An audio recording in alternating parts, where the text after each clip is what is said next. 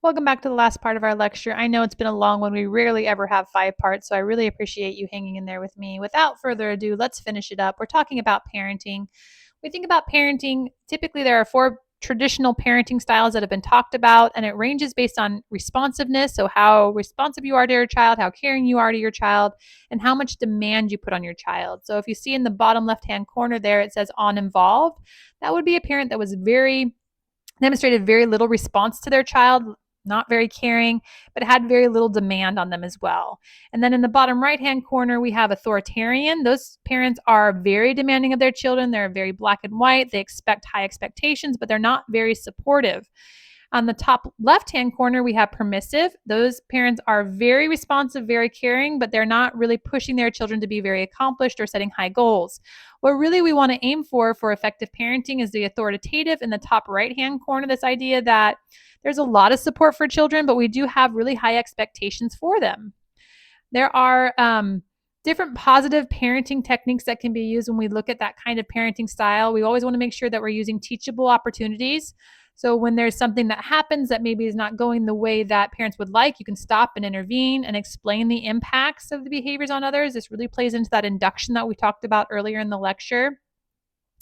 We can reduce opportunities for unwanted behavior by setting them up, by being more proactive. So if there's lots of items in the play area and we know that's going to be overstimulating for them, or if we know a certain sound is going to be too much for them, we can take those pieces away and have them be more successful because we know right ahead there might be a problem. We're going to provide rationale for rules so they have understanding of how they are going to behave and why they need to behave that way. Having purpose is really important for positive parenting. We also want to use a lot of compromise, problem solving, acknowledging of feelings, and offering of choices. So, validating somebody's feelings. I understand you really wanted to have the whole bag of cookies. I could tell that you were really enjoying them, but we really need to make sure we only have 1 or 2 cookies.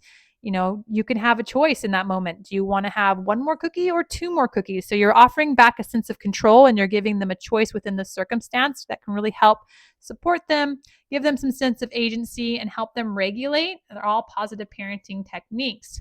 You can also embed a use of jobs or routines. So you gives them a sense of responsibility. They have their pride. They have a common goal with you. You're working together towards something. So you share a common purpose. You can encourage mature behavior by modeling it and telling them they're being such a big kid. And this builds confidence, independence, and pride.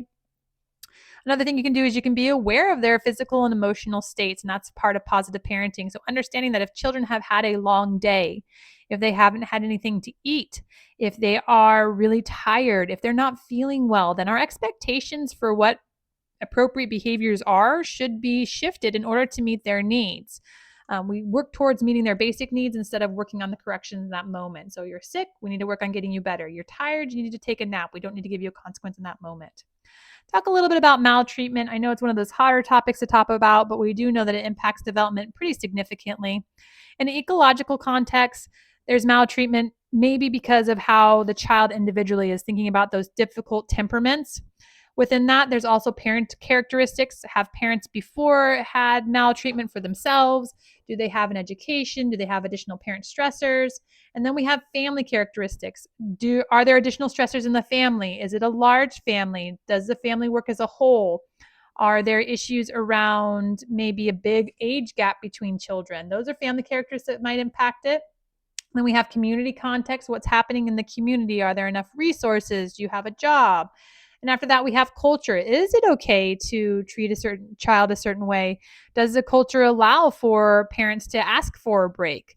Does it allow for moms to be out of the home? Does a culture support having mental health support? All of those pieces are going to play into factors of whether or not a child might experience maltreatment or not. There are different types of abuse when we think about maltreatment. There's physical abuse. This comes directly from California, the County of Santa Clara's website. It's a non-accidental injury or other acts of cruel or excessive punishment or discipline. It also includes other harms caused by parent, guardian, or member of his or her household, including failure to protect. There's sexual abuse, any forced sexual action or exposure to sexual contact not proper for child's age. Emotional abuse is defined as verbal assaults, threats, or hostile actions by the parent or guardian that cause worry, fear, severe sadness, or serious inner distress and neglect, a pattern of failure to provide food, clothing, shelter, or health care for a child under one's care when the means to do so are at hand. It can also be due to parent or guardian's mental illness, disability, or substance abuse problem. So there are four different types of abuse that can impact maltreatment. There are preventative measures that we can take as a society. Obviously, providing some social supports that can ease parents' stress. Having trusting and positive relationships for parents, we find decreases the likelihood that children will be mistreated or abused. Offering parent education classes and parenting practices. So you're reaching out to parents, you're providing home visits.